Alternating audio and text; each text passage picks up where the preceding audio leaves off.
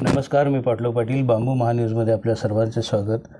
आज आपण कोल्हापूर जिल्ह्यातील जांभळी येथे आम्ही जांभळीकर फाउंडेशनच्या वतीने काही युवकांनी एकत्र येऊन जे 15 एकराचे ऑक्सिजन पार्क उभे केले आहे, त्या ऑक्सिजन पार्कमध्ये पाटलो पाटील बांबू रिसर्च फाउंडेशनच्या वतीने आज बांबूच्या वृक्षाचे रोपण करण्यात आले.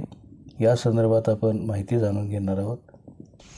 नमस्कार, मी सरोजिनी पाटलो पाटील बांबू रिसर्च फाउंडेशनचे डायरेक्टर. आज आम्ही जांभळी गावामध्ये आम्ही जांभळीकर या फाउंडेशनने इथे ऑक्सिजन पार्क तयार केला आहे.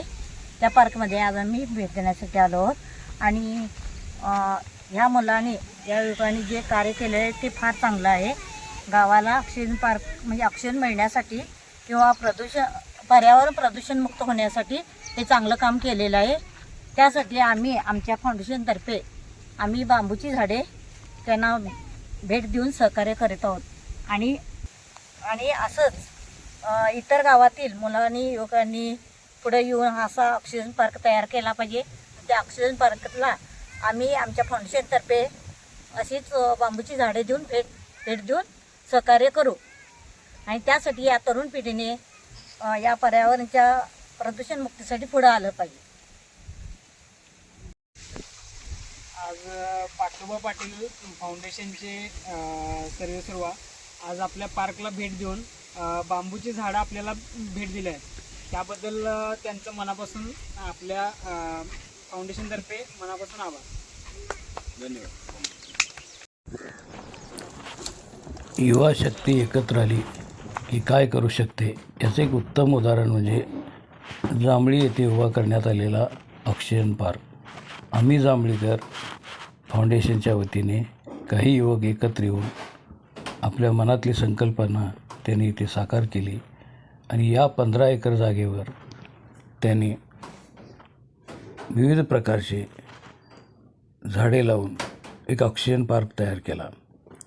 खरोखरच एक आदर्श काम करणारी ही जी मुलं आहेत, यांना बळ देण्याची गरज आहे आणि या ऑक्सिजन पार्कमध्ये विविध प्रकारच्या झाडांची खूप विविधता आहे. पण या पार्कमध्ये बांबू लागवडी व्हावी ही इच्छा व्यक्त करण्यात आली होती आणि त्याचाच एक भाग म्हणून पाटलो पाटील बांबू रिसर्च फाउंडेशनच्या वतीने सरोजिनी पाटील आणि पाटलो पाटील यांना बांबूची रोपे प्रदान करून त्याचं वृक्षारोपण श्रमदानातून आज करण्यात आलं आणि अशा प्रकारचे उपक्रम हे समाजाला अतिशय आवश्यक आहेत आणि या उपक्रमामधून आपल्याला पर्यावरणाचं जे रक्षण होणार आहे ते महत्त्वपूर्ण आहे. आणि या युवकांनी जांभळीमधील हे जे कार्य केलेलं आहे ते खरोखरच महाराष्ट्रातील एक आदर्श कार्य आहे.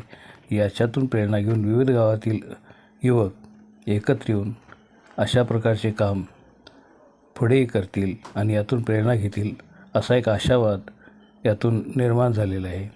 आणि ही महत्त्वपूर्ण गोष्ट आहे की या युवकांनी जे श्रमदानातून एकत्र येऊन कोल्हापूर जिल्ह्यात एक आदर्श असा पॅटर्न तयार केलेला आहे. तो पॅटर्न पाहण्यासारखा आहे आणि या ऑक्सिजन पार्कला विविध लोकांनी भेट दिली पाहिजे, यथायोग्य सहकार्य केले पाहिजे.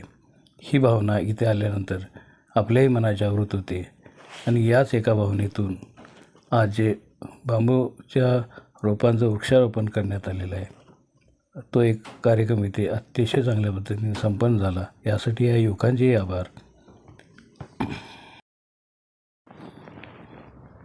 आज या ठिकाणी बांबू लागवड करण्यासाठी आम्ही जांभळीकर फाउंडेशनचे सदस्य मोठ्या संख्येने उपस्थित होते. यामध्ये ऋषिकेश राऊत, अक्षय खोंद्रे, गोविंद जाधव, सचिन पाटील, आकाश यादव, शुभम यादव यांचा सहभाग महत्त्वपूर्ण होता.